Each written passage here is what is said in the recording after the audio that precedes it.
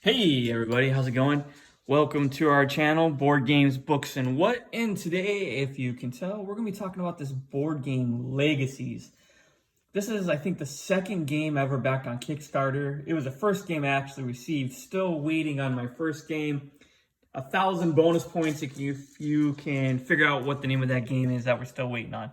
But anyway, this is Legacies by Brookspun Games. This is their first game that they ever made or created and put out, and sometime Q1, Q2 of next year, they're going to do their second game. But this game, the production quality for like a first-time designer, first-time producer, whatever you want to call it, is like outstanding. The quality is outstanding. So I have the deluxe copy of the game, and I also got the playmat. And so the cool thing about the playmat is, one, it's super huge, and it has spots for basically everything, all the cards and all the additional tiles, but it has this secondary artwork, like a nighttime scene. The cardboard board has a daytime scene. So I kind of like that they mix it up a little bit. But also the board itself, if you do the cardboard, it only stops here, like where this little border is. So it doesn't have these additional spaces to put like all the tiles and all the generation cards and all the, predecessors? I don't know what they're called. Anyway, but I figured what I'll do is I'll unbox this game, and maybe I'll set everything up so we can see what a game looks like. And if we get like, I don't know, 3 likes, I'll do a playthrough. Something like that. Something simple. All right, so anyway, let's do this. And this is a heavy game. Super heavy game. We're going to have to figure out here how I can undo this. But first off, let's look at this. So we got Legacies. It's got the gold foil there. Flip it around. We got the back, and this is basically the contents. Now, it does play up to 6 players, and it's about a 90 to 180 minutes. So 6 players with this game, in my mind, sounds pretty super awesome. And I like right here, the upgrade deluxe content. So if you get the deluxe version, you get the game tray inside, which is awesome. You get 144 metal coins. You get the dual layer board, 10 tri-level player mats, and the 6 bidding dice. But let's go ahead and read this real quick. It says, you're one of the most well-known names of the early 19th century. That's not enough for you, though. You want to have a legacy, with your name living far into the future. Make strategic relationships, well-timed investments, and marvelous heirlooms to leave a lasting mark. Most importantly, identify the ideal successor to carry your reputation and fame across multiple centuries. This strategic action selection economic game challenges you to navigate events of the past, present, and future to cement your legacy. What kind of legacy will you create? And how will you be remembered? So that's kind of like the theme of the game, and I think thematically the way this game plays is outstanding. So let me go ahead and try to load this guy out a little bit. And we'll try to get the blocks off here. Sound effects, boom, there we go. All right, and we'll just set this guy off to the side. So once we get it open, we're greeted with this rule book, and I read the rule book last night, and it's actually pretty well done. Very simple, easy to follow, easy to understand. Yeah, really good rule book. Love this rule book. So we'll put that guy to the side. And then so we're greeted immediately with the game trays presentation and some of the deluxe components. So I love how each of these different trays have everything you need for the 6 players. So you got your yellow, you got your red, you got your white, you got your green. And I like this shade of the green, by the way. This is a pretty cool tint that they did to the green. And then you got the blue, and you got the purple. So every player has their own little player trays. And then besides that, then you have the money and the resource trays. And I like how they actually broke it up into 2. So you can put like one on one side of the board, one on the other side of the board. Makes it kind of easy to have the little bank. And this stuff is heavy. Let's go ahead and open up one of these real quick. So like, for example, you have like these little $500 gold bars.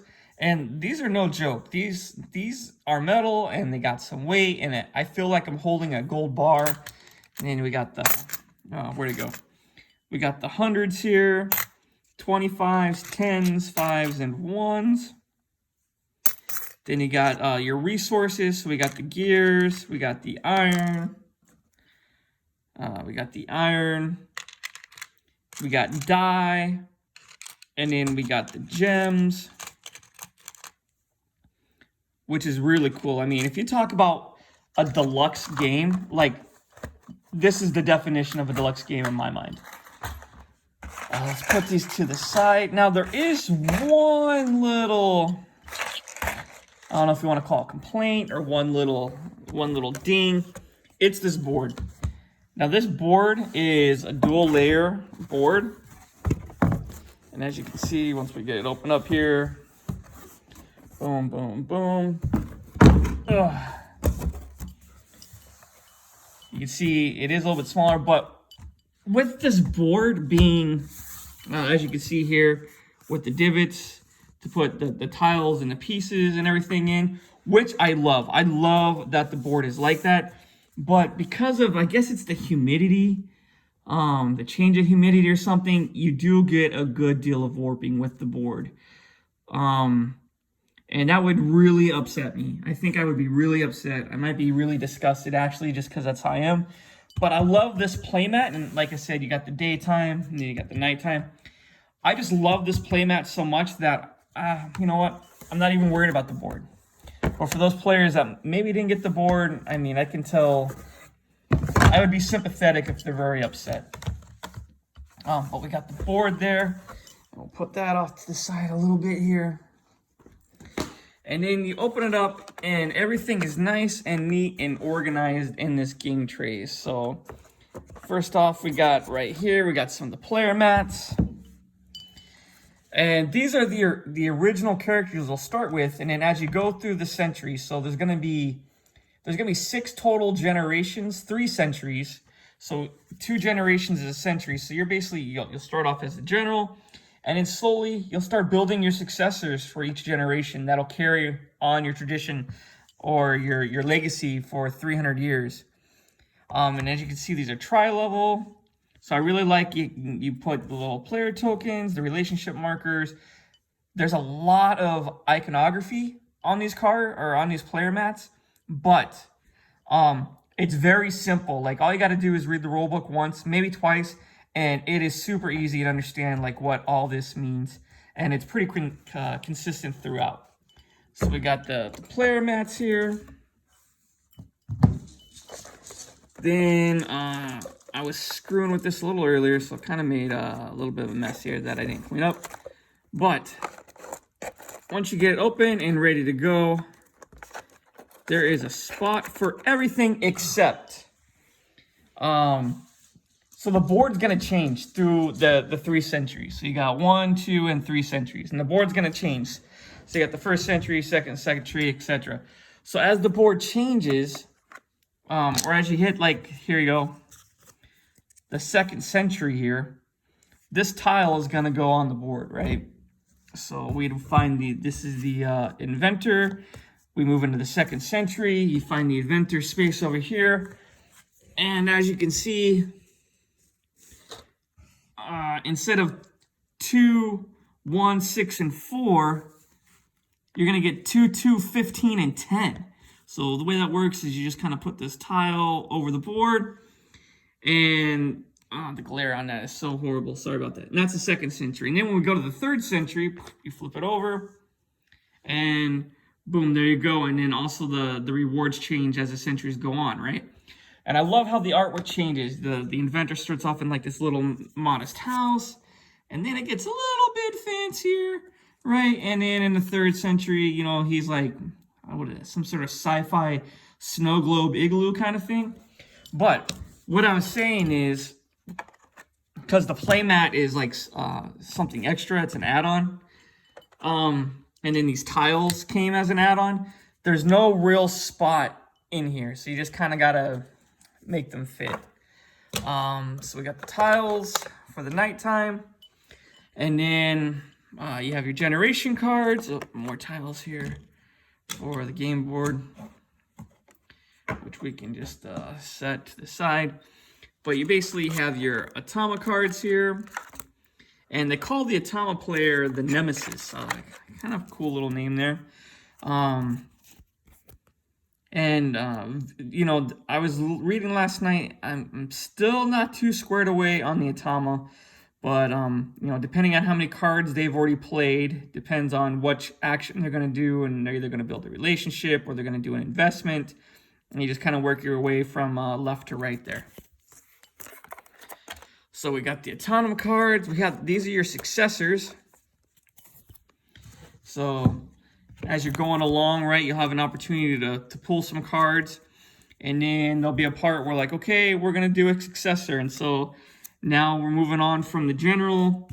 And in this foundation, the general retired or passed away, right? And then now we chose Alessandro to take over his place and lead our foundation here through the next generation, next century. And they all got different rewards for picking them. They all have different powers. Sometimes you do it now. Sometimes it's a everlasting one. Some of these are good. Some of these are bad. So a lot of good variety there. And then we have, this is for part of the end of the generation, one of the activities you can do, calling a world trade conference. That's what it's called, a trade conference. Basically giving you the opportunity to get some trade resources for other resources, and you would bid on them with the other players, and then whoever bids, they would pay. Like in this one, for example, if we're going into the 2nd century, so we'd be going into the 2nd century, so we would play this tile. The person that called the conference would say, hey, I want to trade in resources. So we put the resource tile up there. And basically this is saying you're trading resources, and you can either get money, you can get fame, or you can get foundation. And so you would say, hey, I'm going to bid 3 resources to get the, you know, if I win the bid 5, get 2nd place, I'll get 10 of the foundation. So everyone bids, and then when the bid is over, the trade conference is over, and you pay and collect your resources. It's pretty cool. And that actually goes up here in the center of the board when you do it like so. So that's pretty cool. And then, where should we put those? I guess we can put those over there. I guess we can put those over there. We put this guy over there. And then, so you have your generation cards. So if you're, or century, so this is basically your action deck. So you're gonna have a pool of cards, and this will be like your hand management. So when you're in the first century, these are the cards that kind of tell you what it can do. So this one's called Whispers in the Wind. And the cards are all basically the same. It's going to have basically this action and then this action down here. So that's really going to vary. So this bottom left and this bottom right, that's going to be the same on every single card. So this bottom left is basically, we're going to explore the city. And when you explore the city, you're either looking for more cards like this to play, or you're looking for successors. You're going to be drawing through the successor deck to find successors. This bottom right is you play it and you do the bottom right part, and you basically get to purchase an heirloom. You can either purchase one of your heirlooms, or you can purchase the heirloom of one of the other players. And what I really like about that too is each player has their own specific heirlooms. But their level 6 one is called the Deep Dark Secret, like their deepest, darkest secret.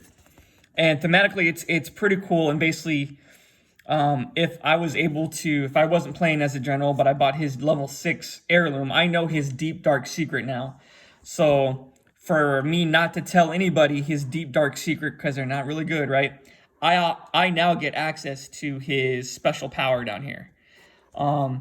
And these are actually cool because you can play like this, where this is called above board, and their special action is normally pretty peaceful, hence the dove.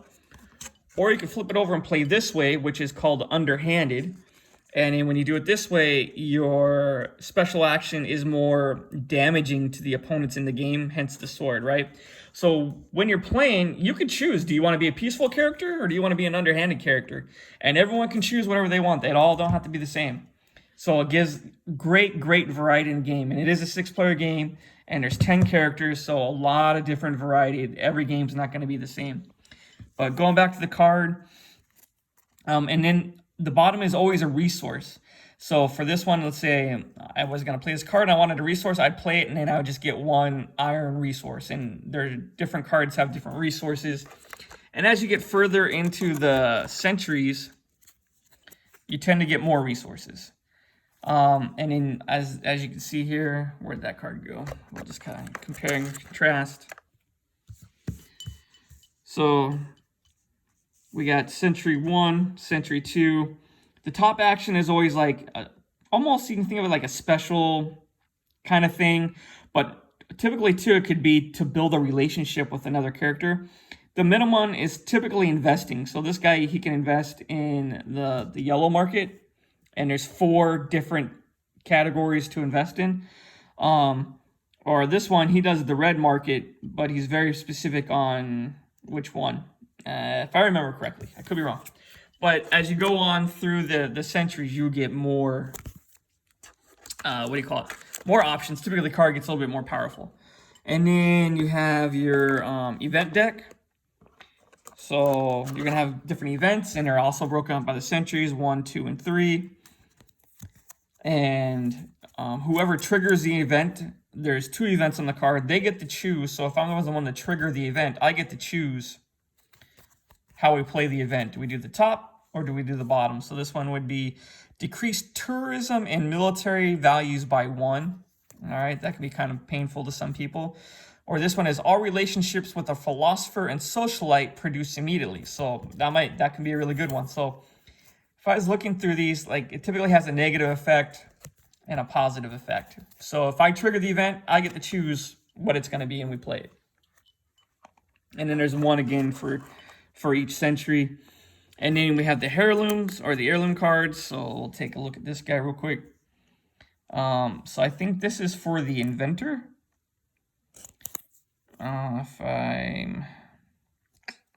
Yeah. So this would be one of the inventor's heirloom cards. And it's called the assembly line. And it's his level 2 heirloom.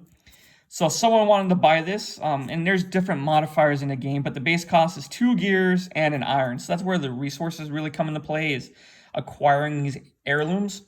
So if I was the inventor and I wanted to, purchase my own heirloom and put it into my bank, it'd be 2 gears and an iron. Or if I was another player and I wanted to buy this, take this from them, I would have to pay the 2 gears and the iron. And then the general rule of thumb is if you buy your own heirloom, you do it something like this. So you got your board, and let's say this was my heirloom. I would put it on this side of the board, and I can say this is players' heirlooms, and it generates income. So this is one way to generate income at certain areas. But if this was, I'm playing here as the corporate mogul, and I bought the inventor's heirloom, I play it on this side, and this is where it would generate resources. And you can only have, there's 6 heirlooms, 0.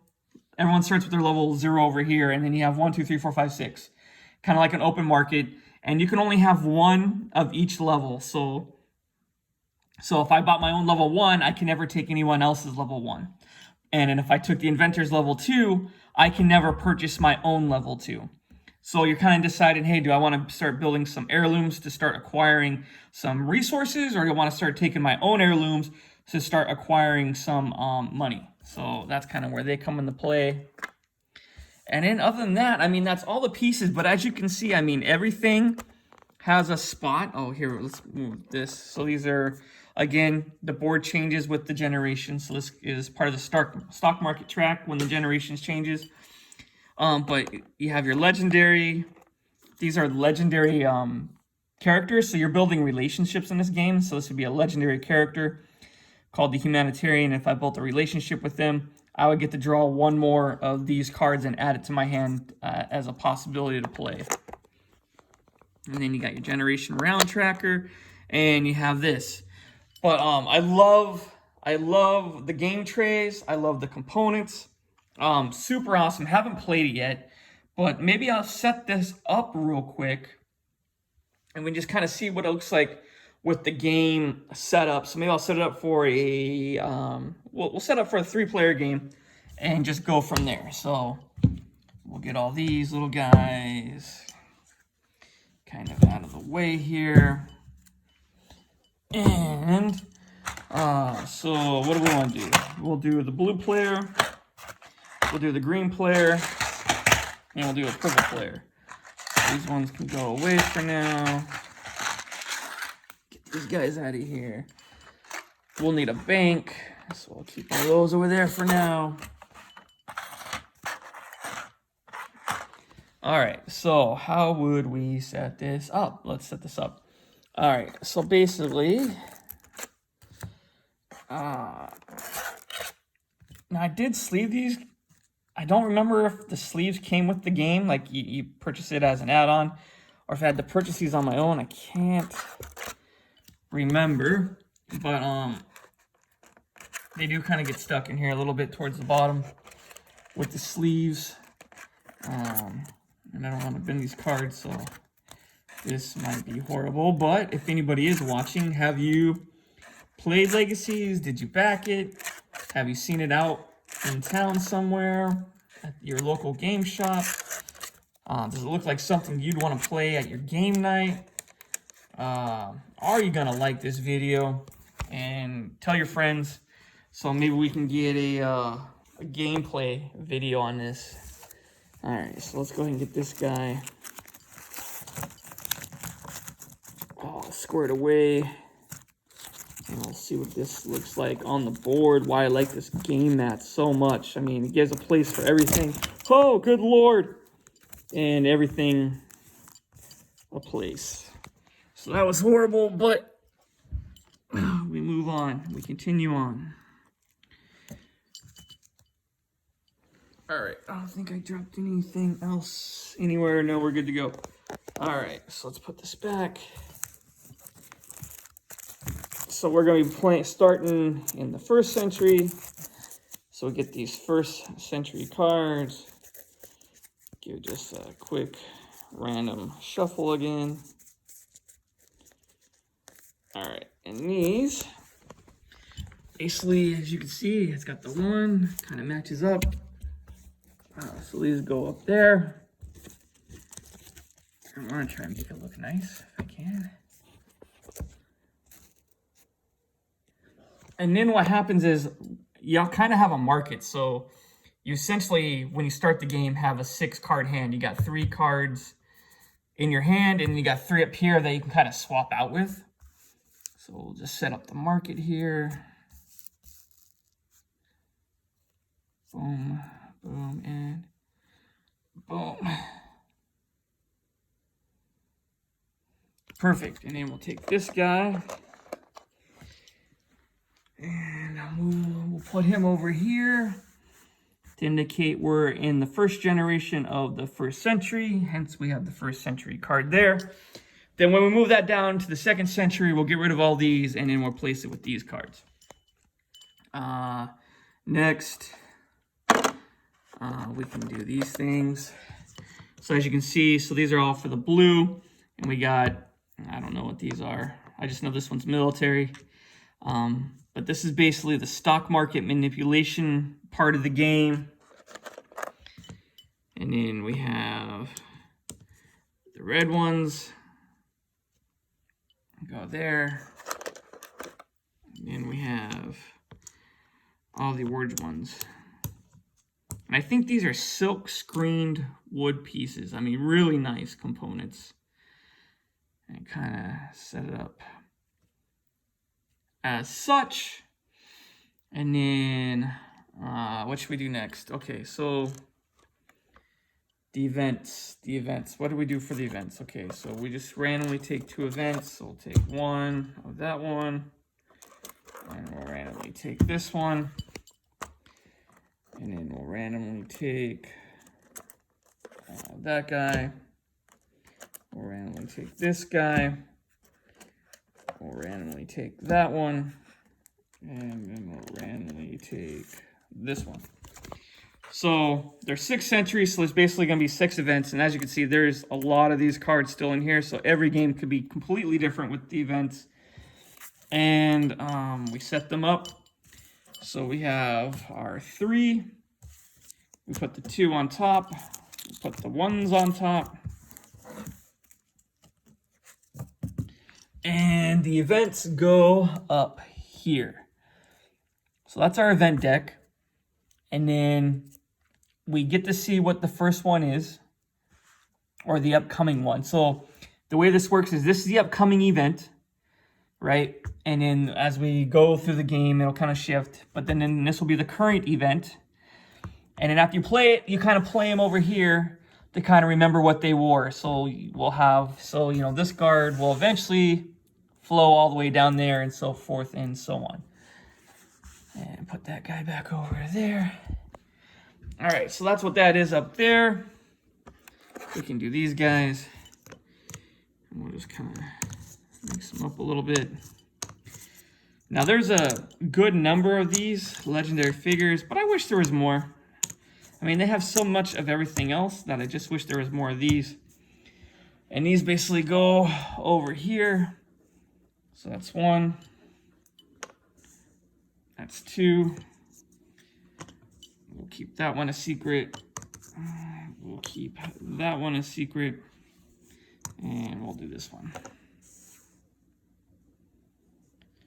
And the rest, so there's 3 that we won't use in this game. And we'll just put them back in the box.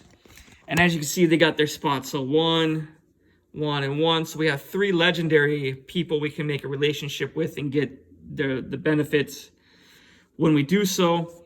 And then when we reach the 2nd century, 1 more will flip over and we'll get to see what it is. And when we reach the 3rd century, 1 more will flip over, we'll get to see what it is. So that's really cool. And then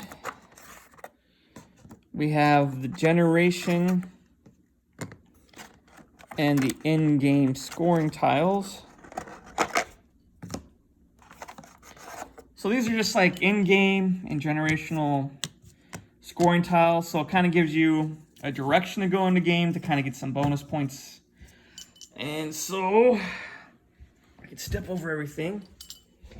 These go over here. And so we'll know what the first one is. Then the other ones, we won't know yet. So we'll just put them here, I guess. And then these are the generational ones. So let's just kind of randomly choose one here. So I'll put him there. I guess the rest of these can kind of go up there. So this kind of gives a direction to go in to get some in-game bonus points. We got end of the century and then end of the game. And as we go more into the game, ones will come up. But at the end of the first century, we'll get some bonus. End of the 2nd century, we'll get a bonus. End of the 3rd century, we'll get a bonus.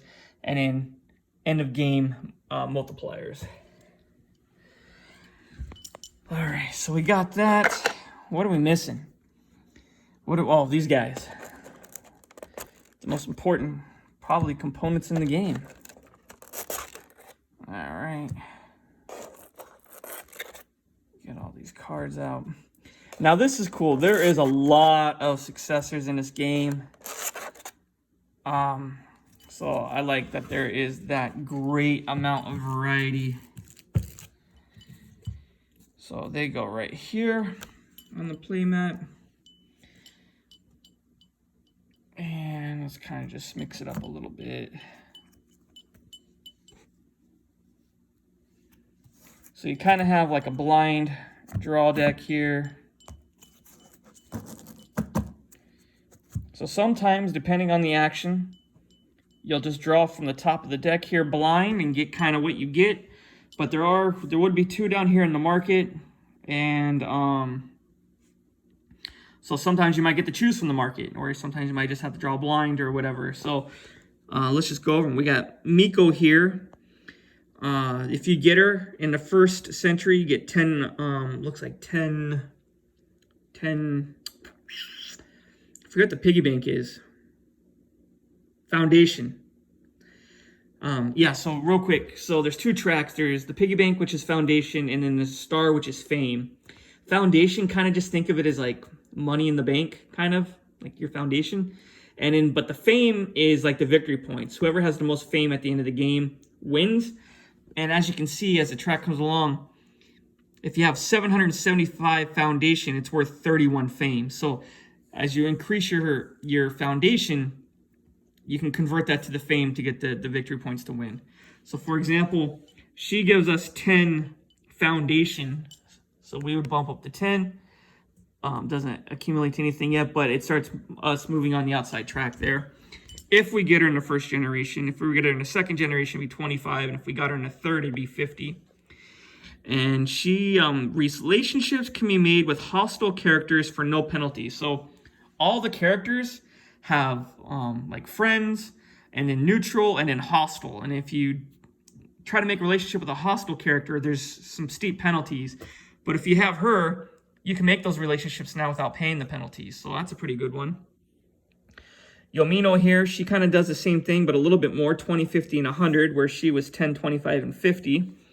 And she says, you may not make relationships with opponents. So if there was another character in the game, let's say I'm playing and then Lily's playing as this character, if I had this as my successor, I could not make any relationship with her. I'd have to choose someone else, right? So some are good, some are bad, but the payoff, as you can see, is she kind of has a bad effect, but she gives us a lot more foundation than her with a good effect. So, you know, you might be at a spot where I need some foundation. I need the foundation so I can bump me up a level to get some fame and some victory points. Oh, we're missing the tiles.